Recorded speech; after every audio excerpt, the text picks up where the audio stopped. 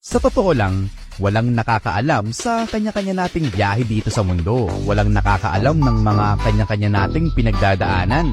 Minsan, mukhang madali lang tignan sa panlabas pero maniwala ka, maraming nangyayari sa likod ng eksena. Kung titignan mo, parang isang sikretong misyon kung paano tayo mag-improve at tanging sarili lang natin ang mismong nakakaalam. Ang mga laban sa buhay, totoo yan.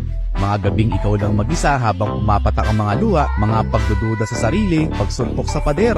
Walang nakakaalam nito kahit na sino. Para kang superhero na umaharap sa mga hamon at walang nakakaalam kung sino ka dahil meron kang maskara. At ang nakakamangha dito, mas nagkakaroon ka ng kakayahan na magpatuloy kahit na walang nakakaalam. Kaya cheer up! Maglaan ng ilang sandali para tapikin ng sarili kung gaano na tayo kalayo. Dahil sa uli, hindi ito tungkol kung ano ang mga naabot mo. Ito ay tungkol sa kung magiging sino ka.